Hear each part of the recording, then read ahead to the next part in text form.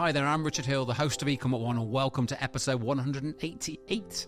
In this episode, I speak with Jack Good, founder at Reusabox, keeping cardboard boxes in use for longer. Now, I know most of you listening will have bought cardboard boxes to ship your customers' orders, and this episode will open your mind to the options available to you and should help to drive a positive sustainability shift in your business. In this episode, Jack covers why you should care about cardboard, quick changes businesses can make to be more sustainable. We chat about focusing on sustainability for the right reasons, and we go deep on the importance of B Corps and what a great movement it actually is. And of course, so much more in this episode.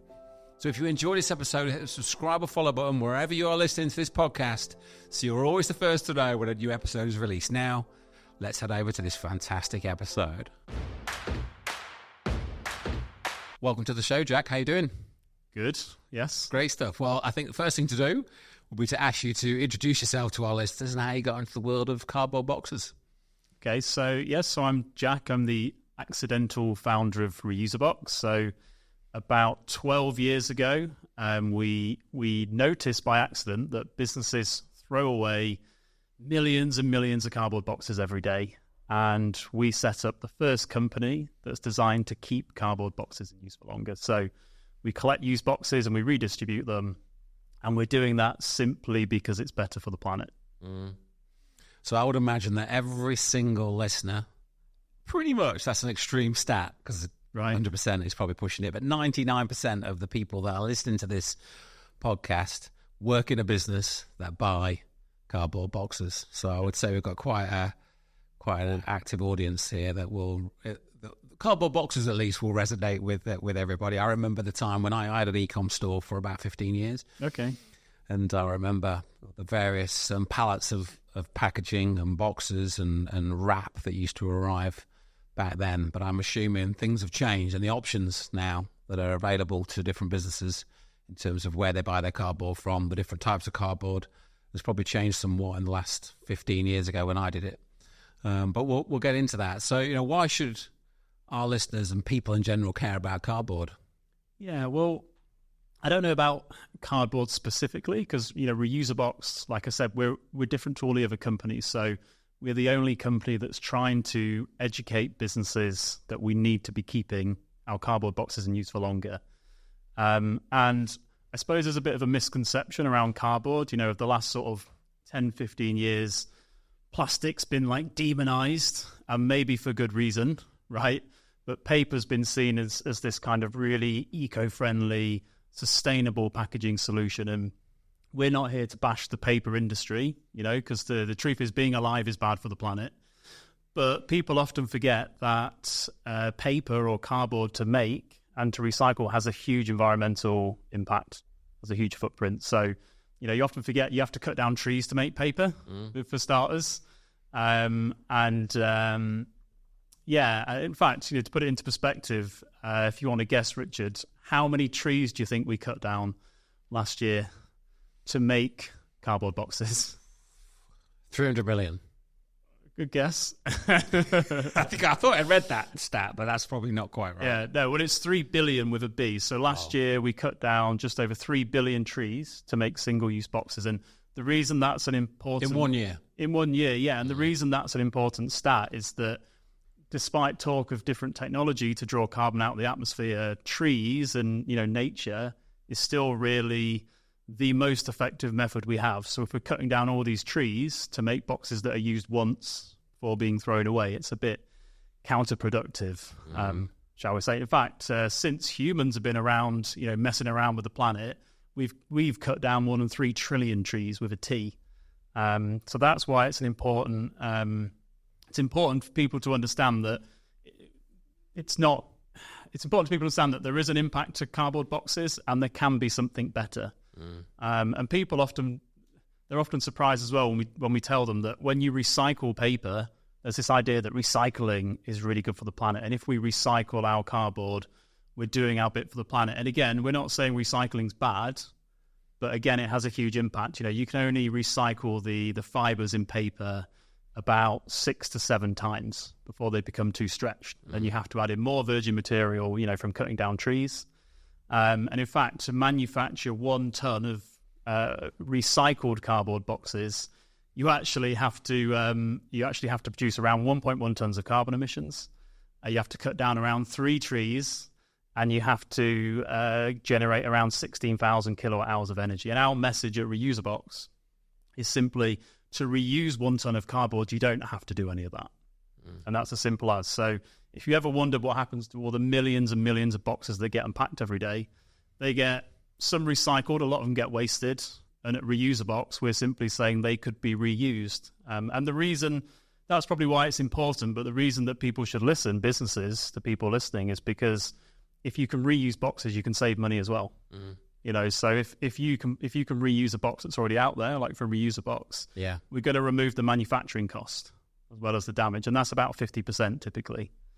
So yeah, I mean, all sorts of things trigger when I was listening to you there. I think when, like, in lockdown, for example, I think it's, maybe a bit of a broad statement, but the amount of things that a lot of people were buying because they're simply locked at home and not allowed out. And I remember very, very clearly personally, I'd go to my bin with all the paper in and cardboard. I think, oh my God, it's only flipping Tuesday. The bin was emptied on Friday. This has been going back 4 and a bit years ago.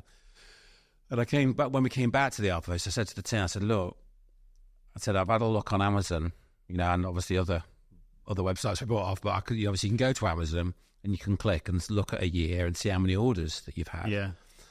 And it was staggering. It was something like 198 orders, I think, one year we placed as a company. So my company account has got my personal in there as well. And then we split it out at the end of the year. But ultimately, I think it was just shy of 200 orders. Well, thinking about the cardboard that's associated with that, and obviously some of these firms, especially Amazon, you order a pair of glasses like that, and the box it comes in, it's like, what's the delivery driver got? The bin was never big enough. We always had a stack, which they invariably wouldn't pick up at on a Friday morning when they came and picked it up. And when we came back to the office, a few months later, I was like, right, we're not actually going to order on a ad hoc basis. We're going to order maximum once a week, and that's changed our ordering, massively. And we have in our business, we have it where you can't just order something like on a daily basis. We won't allow it. All the orders come through to somebody who has to authorise them, and they're all authorised on the same day of the week. There's maybe the odd, exception, but just the amount of cardboard that I think a lot of businesses were or are using, it's just a huge, huge amount, isn't it? So what are some things that maybe some firms could do around that to sort of make their companies more sustainable? Obviously, there's reusing boxes again, but what else could companies maybe do to? Yeah, well. I'll go on to that in a second, but it's interesting that you brought up around all the cardboard going into your bins. So again, most people out there aren't really aware of the cardboard box industry because it's really boring. But your listeners perhaps are, because you've got a lot of e-com businesses, a lot of fulfillment centers, and a lot of companies that are buying cardboard. So they'll probably remember over COVID, the price of cardboard exploded. So it went up, 200-300%. Lead times went from a few days for new boxes to 6 months, literally. And the reason for that was everybody was at home like you, buying all this crap online. And it was piling up in their bins. And a lot of people, they don't realise that a lot of your household waste in the UK doesn't actually get recycled. A lot of that will get incinerated and waste to energy, which might not be the worst thing to do. Again, we're not bashing it. But the point is, it's not making its way back into the supply chain to be recycled into more boxes. And reuse is a really simple way to do that. It's to lock that material in the supply chain. But in terms of what businesses, what I would recommend businesses could do, in terms of sustainability, I think sometimes a lot of companies will make a bit of mistake when they're thinking about what's a quick, easy thing to do. What's going to have a big impact. I think the most important thing to do is to look at your impact to start with. So like step 1, measure your carbon footprint. Look at where your biggest impact is. And then step 2 is try to reduce it. And I do actually think there's a really big misconception with businesses that when it comes to like environmental sustainability, this is a cost to your business. This is an expense. And a lot of business, especially small business owners, will sort of be like, oh, let's look at that next year kind of thing. But the truth is, this is what we've learned, is that often the most carbon-heavy businesses are actually the most inefficient businesses. And one of the best ways to make your business more sustainable is, environmentally, is to make it a more efficient, more productive business with less waste. And that's basically what Reusabox is. We're collecting used boxes from businesses and we're keeping them in use for longer. If we can do that, it's just more efficient as a society. And so do you find maybe a different question. So just picture it. So obviously a box gets sent wherever, it gets used. And obviously it's then making its way back to you via a third party that's collecting them, or how does the model work? Yes, well, we do a few things, but basically we target companies that are unpacking thousands of boxes of the same size on a regular basis. So we target those companies all over the UK. Yeah. And all we do is we collect them and then we find someone else to reuse them. And so they wouldn't just simply reuse them themselves? Well, most companies, for example, we work with Yo Valley, so they buy yogurt pots into their factory, and every day they buy boxes of yogurt pots, and they empty the yogurt pot, fill it with yogurt. And they split them into smaller. And the outer box that had the yogurt pots in, they don't need anymore. So most people, this is a waste, it's a byproduct, and that's kind of the problem. Is when people see used boxes that they generate in their businesses, they see it as waste. But the word that's missing is them. It's waste to them, but it's a box to somebody else. So we're effectively taking somebody's waste box and we just find someone else to reuse it. And if we can do that, it's going to save everybody money and be much better for the environment. That's great. So they're literally probably getting the same box back several times then in that instance, maybe. We do circular models, so we can help. We've got maybe plastic cap manufacturers that send plastic caps to a drinks factory, so we'll help them reuse their box in a circular model. So we collect it from the destination, pick it up and send it back to the source. We do a few models. Interesting.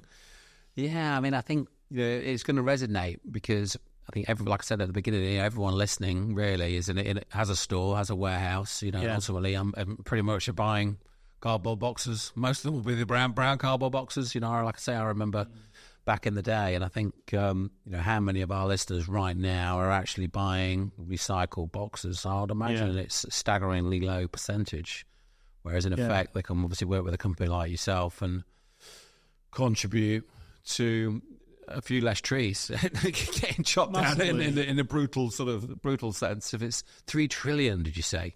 3 trillion since we started, not me, but humans, since we started messing around with the planet. Yeah. But about 3 billion trees a year we cut down to make cardboards. Yeah. It's one of the better packaging solutions. So we're not bashing it, and the paper recycling industry, it has a benefit. It's important that we do it. But reusing them is a simple way to save a lot of money. I mean, if any of your listeners, if they're e-com retailers or fulfillment centers, if we can find them a box to reuse, it's probably going to be 50% cheaper because that's what it would have cost to make it. Yeah, which we've not had to do, obviously. And in terms of impact, every ton, so that's going to be about 2 or 3 pallets of boxes, is going to save 3 trees from being cut down, about 1.1 tons of carbon, and like I said, about 16,000 kilowatt hours of energy. That's a big start. So somebody that's sitting here now listening, that's trying to get buy-in from their senior leadership to be more sustainable, to be more environmentally friendly. I think that you just sort of said the stats there, really. But what would you say to them though if they're trying to do you know what, we've spent whatever it is, 100 grand a month on packaging. We've been buying it from the same place and doing the same thing.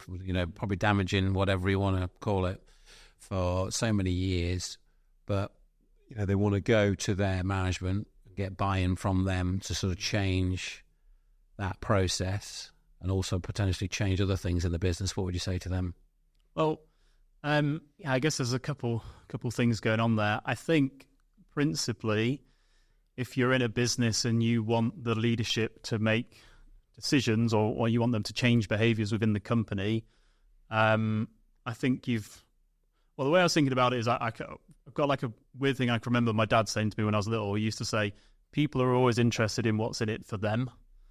So I think that principle applies if you want to influence any kind of decision. If you're going to go to your boss and you want them to make a change, whether it's reusing boxes or something completely else, they're only going to act if they understand what's in it for them. Yeah. So, in my example, if you wanted to get your company to reuse boxes, you'd say, well, we're going to do something great for the planet. Yeah. Our customers are going to love it. And they're 50% cheaper. And they're going to save you 50%. Yeah. So, if you ask any MD or leader, is there any reason why you wouldn't want to do that?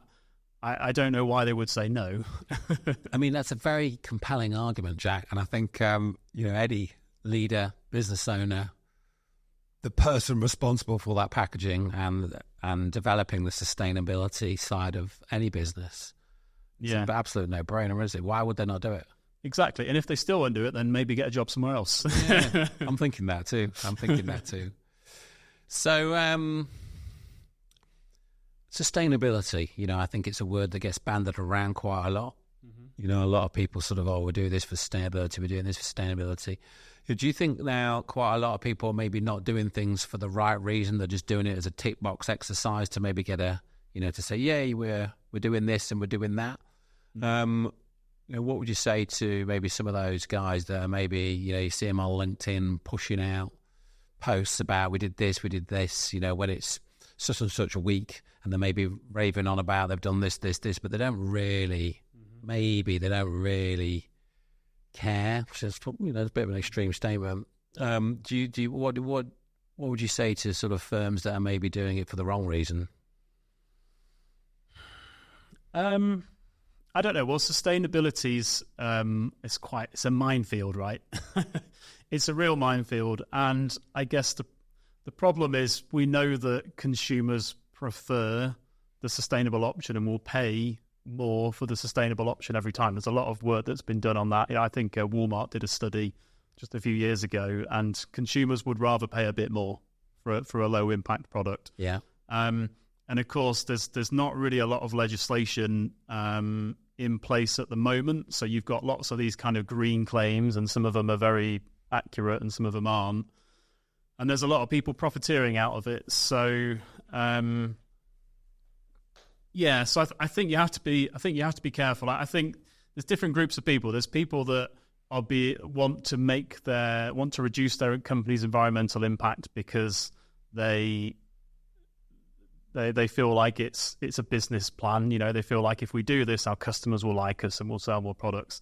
There's other people that do it because they're worried about, our competitors doing it, or is there legislation come in? And then there's probably the third group of people that do it because they care about it. And as someone in the industry, I could tell you most people don't do it because they care about it, unfortunately. But that is changing. But I think the thing that people are starting to realize, which I touched on earlier, is that a lower impact, more sustainable company is going to be a more productive, more profitable company. So I think businesses should look at it with their business hat on as well as their kind of environmental hat. That's the way I would look at it. Yeah, no, I see. Now, you might be looking for an SEO boost, a down-to-earth digital PR campaign to share your story, or maybe just some straightforward technical help to amp up your performance. Now that's where eCom Now comes in. A partner that's all about making things easier for your online store. Our services cover everything from creating professional content for your e-commerce categories to refining your product descriptions. Now, whether you're just starting out or have been in it for a while, we're here to deliver real impactful results that add to your bottom line without unnecessary commitments. You can order one-off or multiple projects with a quick turnaround. Simply choose what you need. So 12 years in the making. I know locally we're actually, obviously our listeners won't know this, but we are quite close physically in terms of the location. You're about 40 minutes from us. And I noticed that on Friday you were at the Newark Business Awards, and you had a successful evening, I believe. How fundamental of awards and sort of getting the brand out there with like networking and awards been to the success of your business? Awards. So we've not really done much in terms of awards in the past. It's only very recently that we've done that. And to be fair, I used to think, this is do I want to go to an award? Do we want to like apply for an awards show? Because sometimes I used to think, is this just people making money selling you drinks and meals and that kind of thing? But recently we've been to some award shows, and I kind of looked at it in a different light. I kind of began to realize sometimes with like small businesses, which most of the companies are at these awards, you don't really get much chance to like stop and look back and to celebrate and to speak to other people that are always also going through this kind of journey, because that's what a company is really. And just recently we went to a couple of awards. We were successful, which helps. So good for morale, good for the team, good for meeting people on maybe a similar path. That's maybe not the same industry, but business owners, building a business, building a team. Yeah, I just think it's great for most people that work in businesses. They're doing all this hard thing to build their business. They're working as hard as they can. They've got competitors, they've got pressures, and they've also got stuff going on in their personal lives. And I think it struck me the last award show we went to how great it is actually to give all these people like a little break and to make them feel special and to let them network. And some of the conversations were quite cool as well. So so you're a big fan of awards now then? Maybe. A little bit.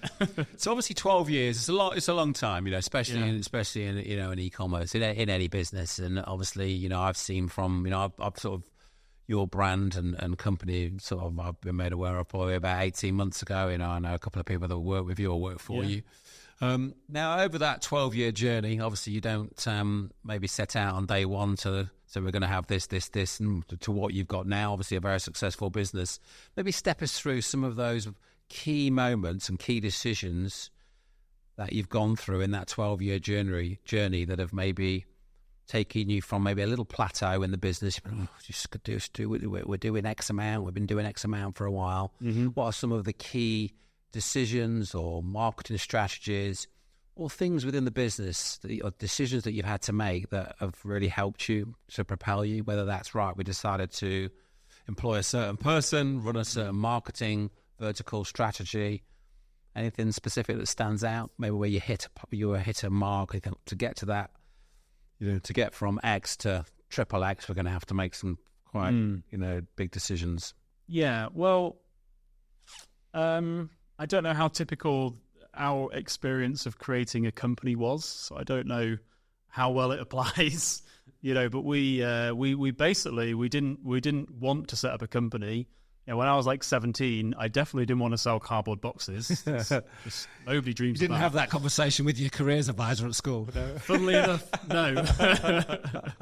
And it was probably about a year before we realized we had set up a company, really. So, and again, so what basically happened was my mum and dad, they had like a small business and they were suffering financially, and we didn't have any money. Basically, we couldn't buy like food, heating, the house. These were really big problems. So I wanted to help, and we had to try and get money in. I tried to get a job. That was my first plan: get a job. Applied for a job at KFC, got turned down. So it was like, okay, we're gonna have to just buy and sell some stuff. And then we discovered this business throwing away pallets and pallets of used boxes. There's just one company you'd found that were doing this. And then on the same industrial estate, there was another company buying the same boxes in for like 10. Well, they were paying like neighbours £400 or £500, and then company one was actually paying to get rid of them.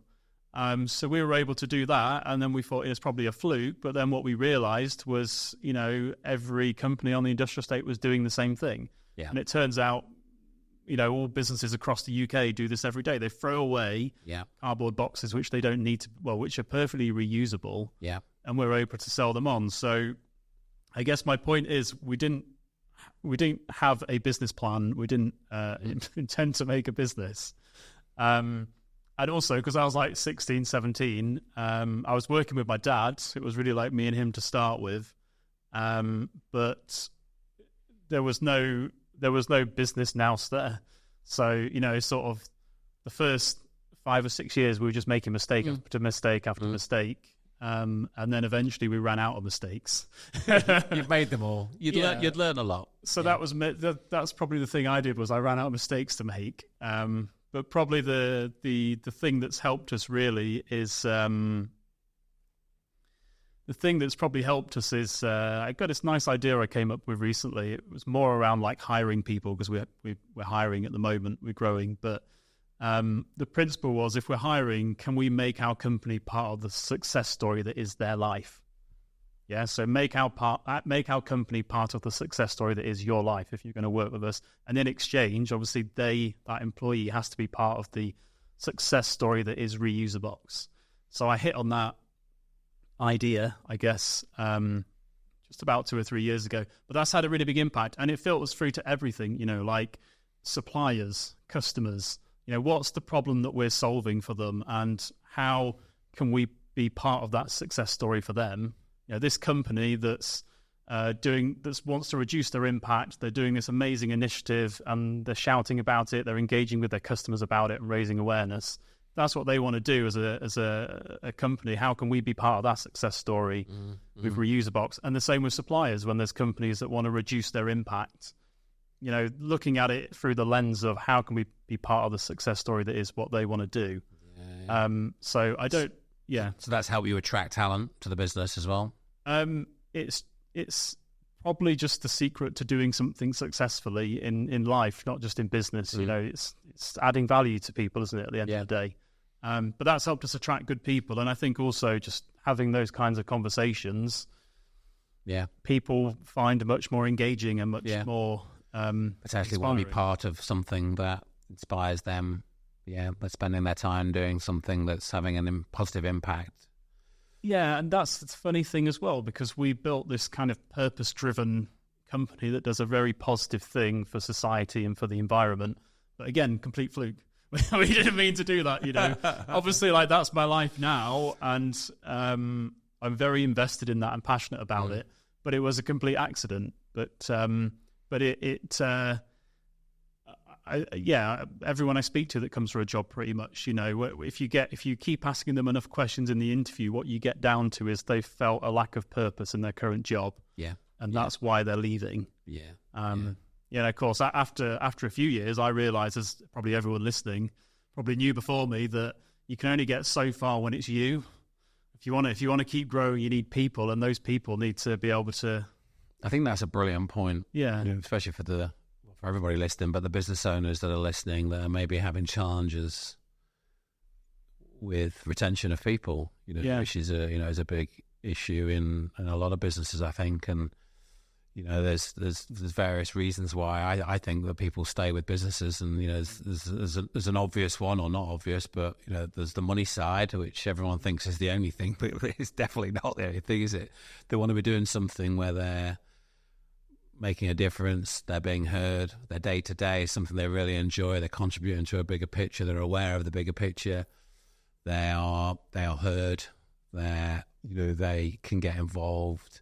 And I think a lot of business owners miss that, where they just people think they just come and go and get paid. Well, people don't really want to just do that anymore. They never did, but being able to do something where they can make an impact, have an impact, learn, I think it's a lot of business owners miss that part about team, and just think, well, I pay them really well, I don't know what the problem is. It's like, whoa, hang on a minute. There's so much more to having a career or a job, and doing something that you really enjoy.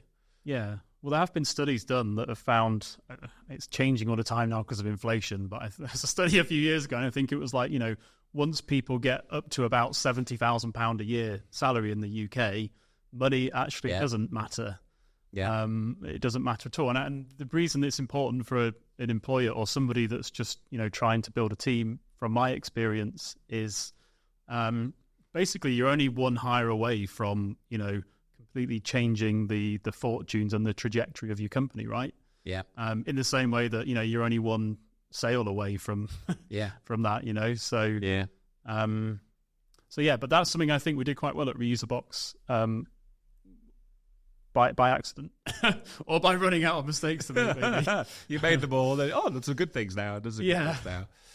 Yeah, because hiring and retaining, we talk about a lot of sort of mechanical parts of running a successful business and a successful store.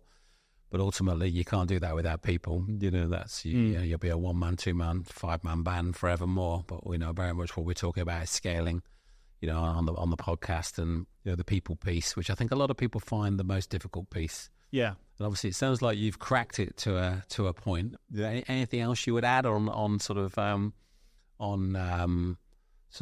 looking after your team and sort of making as Reusabox, as you tell us, is a great place to work. We'll do a survey with all your team. It is. I forget the stat, but I think we were like top 10% of companies to work for in the UK or something in a poll, which is amazing. I was surprised. It's amazing. Yeah. I don't know. Probably things that other people have said, but listening. Yeah. Listening is. I don't think I was naturally blessed as a good listener, but again. You try every day for 12 years. Eventually, you get better at listening, and I think most people that are unhappy in a company or unproductive, they're not being listened to at some point. Yeah, I think that's great advice. So, is there any specific marketing activity that you've done or you're doing over and above what you've talked about already? Any particular channel that's done, or specific campaign that's done really well for you, that's really helped you? Ultimately, I assume you're obviously trying to get, or you are getting in front of more and more companies that are using boxes, whether that's e-com stores in the instance of our listeners. Yeah. Is there any specific thing or strategy that you've done or you're doing that's really helped you to win more business? Yeah, it's a good question. I think probably the biggest thing... Don't be afraid, there'll only be 50,000 people hear this answer. Well, I guess you could call it a marketing strategy, but something that we did only about 2 or 3 years ago is we stopped being thank God, we stopped being a cardboard box company that's trying to sell our boxes, to customers. And we said, actually, there's a much bigger purpose around what we're doing. When we discovered the environmental benefits, which is another story in itself, but when we discovered that we'd accidentally created an impact business, as the trendy term is, and a purpose-driven business, we said, hang on, rather than trying to sell what we're doing to businesses, why don't we just say to people, this is what we're trying to achieve. Do you want to join us? Yeah. So we kind of changed what we're doing into more of a movement. We're more of a community project. So we contact people every day and we just say to them, we are on a mission to keep boxes in use for longer, simply because it's better for the planet, probably save you a lot of money. Do you want to join us? Do you want to join in on that? You don't have to leave your current supplier, but do you want to join us? Yeah. And since we did that, we had thousands of businesses joined us all over the country. And we really work hard on that community vibe, So if you join us, you get like an online profile, a dashboard that you can make public if you want, and it shows your reuse journey. How many boxes are you reusing? What's the trees, the carbon, the energy, the water that you're saving? We give people nice equivalencies. That's the same as so many return flights from London to New York. And we help them share that with their customers. We help them brand it on the box as well. We always try and brand a used box, and we say, we get quite playful with it. You might get, as a customer, you might get a box turn up and it might say on it, this isn't my first rodeo. And then a QR code, and you can scan it and you get the profile, and then you get that story. The profile of the box? It's a profile of the company to say this is our impact journey. We're choosing to reuse these boxes because it's better for the planet. We hope you don't mind, which nobody minds, obviously. Quite a lot of firms will do. It's the same thing, I think. Correct me if I'm wrong, but will publish like an impact statement at the beginning of a year. Yeah. Is that the right terminology? I think it is. And obviously that's, this year or last year we've used 50,000 recycled boxes, which means that we haven't used this, and this, which means that 50 million trees or whatever, maybe not 50 million, but 50,000 trees have to be chopped down because we've recycled this and we've done this and this. That's exactly it. Yeah. And it's joins in on our mission as well, because it's like we're trying to raise awareness. People don't know this, and that's something I don't know whether I'd call it like a marketing strategy, but it's just something we decided to do. Yeah. And then it's sort of, I think that's so smart. And I like to say you're not necessarily doing it, as a marketing strategy, but you're building a community, a brand that people want to be involved with just by educating, letting people know the impact and what there's this option over here to use, Reusabox, and the impact of that is this. Yeah, you might buy something if you want to be involved with us, but the commercial side is it's going to be cheaper, but the impact is this, and this. I think that's brilliant, Well, I spent years, cold calling and trying to sell boxes to companies, as boring at lame as that sounds. And it's reframing it into, we want to do this. Do you want to join us? Yeah. And then the conversations become, how do we put our heads together and what can we do, to reduce impact? And it's a very different experience because, trying to run a company or build a company, it's quite a hard thing. There's a lot of weight on your shoulders, but, the moment you start having people share that weight with you, it becomes a completely different ball game, I think. So, so that's what we did. And then we went one step further and we said, okay, so we know, we've shocked to discover all this damage that the cardboard industry is doing.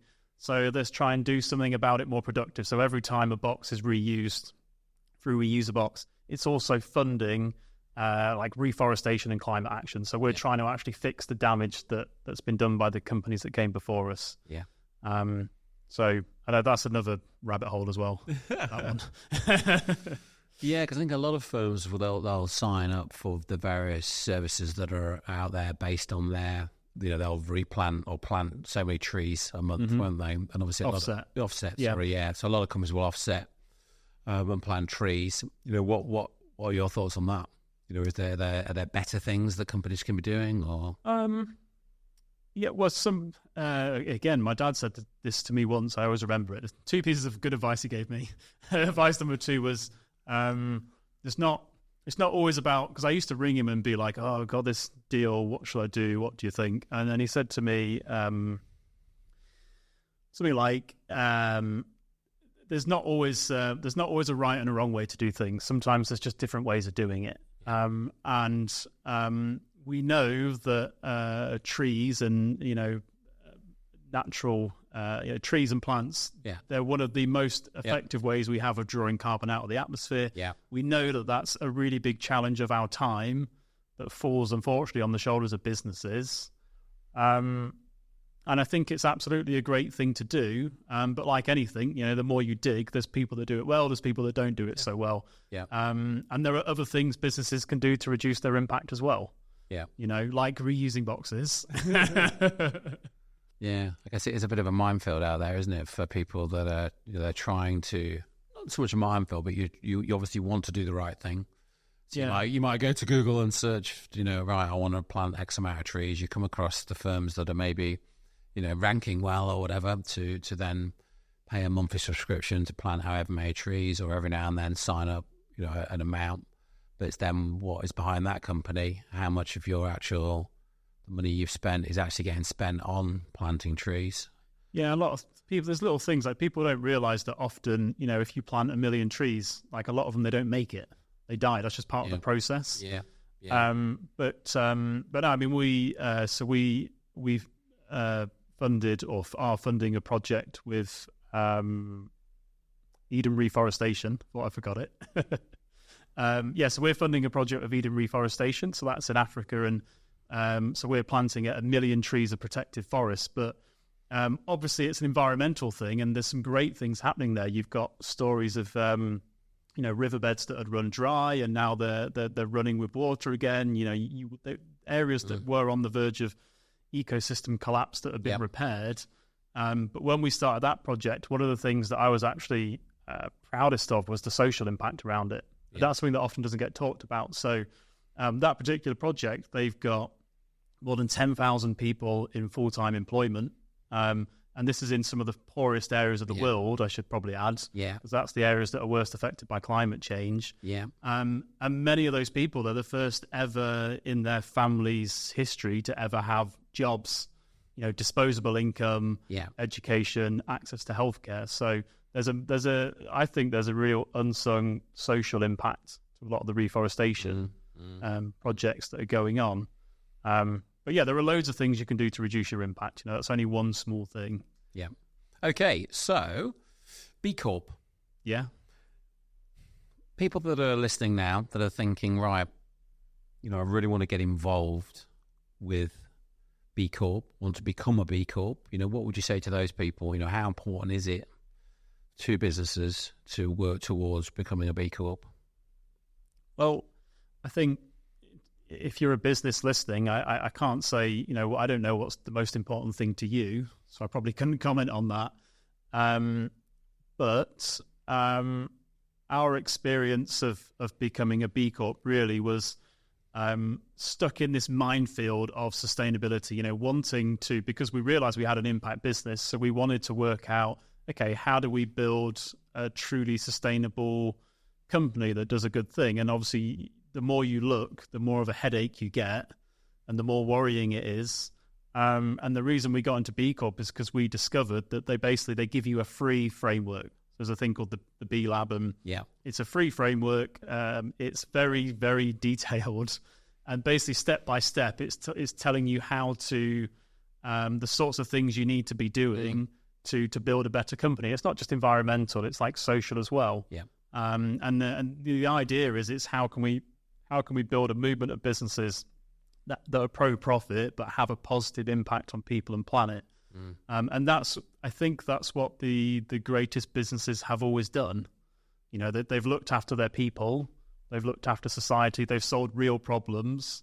The environmental problem is one of those. And it just so happens that those companies are obviously more sustainable. So it's a great framework, isn't it? Like you say, for companies that maybe want to do more, but they're not quite sure. Are we already doing enough? What else can we be doing? And I think there's a lot of great business leaders out there that look after their people. They're very aware of the planet and the environment and contribute in certain ways to improving things. But I think, like you say, it sort of gives a framework just to go, oh yeah, I didn't think of that. We actually, do you know what? We could do more with that if we looked at the way that we do this, and this. We can impact here, and we can. Actually, we don't have a document that actually lays out exactly how we should do that. So that, from my perspective, it's very similar to yours. I think it gives a very good, strong guideline of things that you can go, yeah. Oh, actually, no, and then, and I think it is quite fairly stringent. It's probably not the right word, but fairly, it's not straightforward. You've obviously got to prove you're doing things, so it's quite a good sort of the mechanics behind it. Yeah, I'd say it's incredibly detailed, but that's the way to look at it, is it's completely free, and they'll give you a step-by-step guide, is the way I would look at it, that shows you how to build a better company environmentally and socially. And you don't even have to become or apply for a B Corp. You can just follow these steps. And that really is a problem with small and micro businesses is, when you're in a small business, often you've got multiple jobs to do. You often, if it comes to something like sustainability, you don't know what the best option is, and often you don't have time to go and research. So it's a hell of a lot easier to go and find, somebody that's built a guide for you and to take that. And, the reason to do it is because it's going to build you a better company, that has a positive impact on people and planet, but it's also going to build you probably a better company that makes more money as well. So, there aren't many reasons not to look into it. So obviously we're a B Corp, and I did hear at an event recently that there's at the moment there's around about 1 million companies globally that are going through the application process. So you can see that it's a really big movement. We're one of the million. Yeah. Yeah. No, it's a fantastic movement, and I'm looking forward to getting more and more involved with it. So. Crystal ball time. We're sat here in 12 months' time. What are some of the exciting things that you've got coming down the line with Reusabox? 12 months. Yeah, it's not long. So we're launching like a new online platform at some point. It's running a bit late at the moment, but at some point by the end of the summer that should be out. Yeah. And it's basically just going to really make. Our concept was, can we give people a better way to buy cardboard boxes? Yeah. Because it's a very clunky industry, basically, and companies out there, they all, no matter how big or small, they all seem to like to run out and then order. and then they get headaches from it. So I won't go too much into it, but yeah, we spent a long time creating a very intuitive online platform that makes it really, really, really easy to order cardboard boxes and to reuse boxes and to track your impact and you're part of a community. So look forward to seeing that in a yeah. Well, thanks, Jack, for coming on the show. It's been an absolute pleasure. Well, I like to finish every episode with a book recommendation. Do you have a book to recommend to our listeners? I do, yeah. So a book that I read recently that I think was really helpful it's called The Culture Code by Daniel Coyle. If you've read that? I have it, but I haven't actually read it. Oh, you got it? I do have it. It's on my shelf at home. It's a really good book. It's really good. I definitely recommend it. Basically, it's he went around looking at these high performing teams and he's basically trying to analyze, companies like Apple and Pixar and people like that. What did they do to build these really high performing teams that achieve great things? Sounds fascinating. Yeah, I will. It's one of the many on my shelf that I haven't quite got to yet, but no, I'll get that linked up in the show notes as well for everybody that's listening. So for those that want to find out more about you, more about Reusabox, what's the best way to do that? You can go to reusabox.co.uk. Yeah.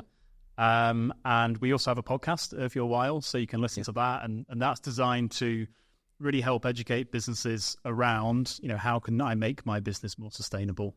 Well, thank you very much for coming on the show. I look forward to catching up with you again and seeing how you get on with your new platform that you're launching. Thank you.